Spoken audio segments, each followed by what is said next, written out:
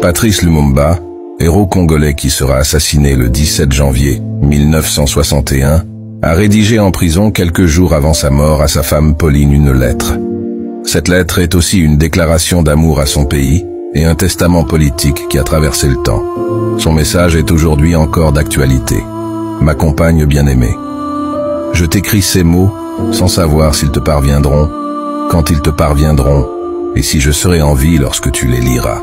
Tout au long de ma lutte pour l'indépendance de mon pays, je n'ai jamais douté un seul instant du triomphe final de la cause sacrée à laquelle mes compagnons et moi avons consacré toute notre vie. Mais ce que nous voulions pour notre pays, son droit à une vie honorable, à une dignité sans tache, à une indépendance sans restriction, le colonialisme belge et ses alliés occidentaux, qui ont trouvé des soutiens directs et indirects, délibérés et non délibérés, parmi certains hauts fonctionnaires des Nations Unies, cet organisme en qui nous avons placé toute notre confiance lorsque nous avons fait appel à son assistance, ne l'ont jamais voulu. Ils ont corrompu certains de nos compatriotes, ils ont contribué à déformer la vérité et à souiller notre indépendance. Que pourrais-je dire d'autre que morts, vivants, libres ou en prison sur ordre des colonialistes? Ce n'est pas ma personne qui compte, c'est le Congo. C'est notre pauvre peuple dont on a transformé l'indépendance en une cage d'où l'on nous regarde du dehors, tantôt avec cette compassion bénévole, tantôt avec joie et plaisir.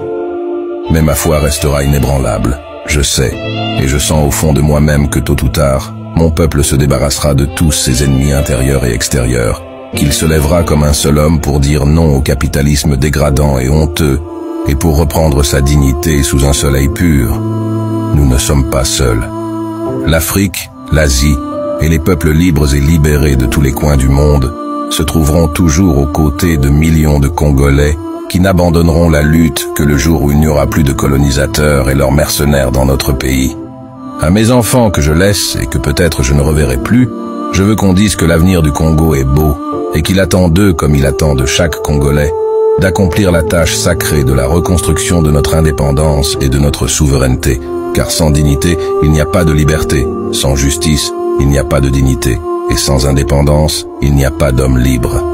Ni brutalité, ni sévices, ni torture ne m'ont jamais amené à demander la grâce, car je préfère mourir la tête haute, la foi inébranlable et la confiance profonde dans la destinée de mon pays, plutôt que vivre dans la soumission et le mépris des principes sacrés. L'histoire dira un jour son mot, mais ce ne sera pas l'histoire qu'on enseignera à Bruxelles, Washington, Paris ou aux Nations Unies, mais celle qu'on enseignera dans les pays affranchis du colonialisme et de ses fantoches. L'Afrique écrira sa propre histoire, et elle sera au nord et au sud du Sahara une histoire de gloire et de dignité. Ne me pleure pas, ma compagne. Moi, je sais que mon pays, qui souffre tant, saura défendre son indépendance et sa liberté. Vive le Congo, vive l'Afrique.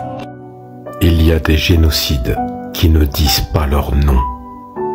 C'est plus de 6 millions d'innocents qui sont morts au Congo, dans un silence absolu au niveau médiatique.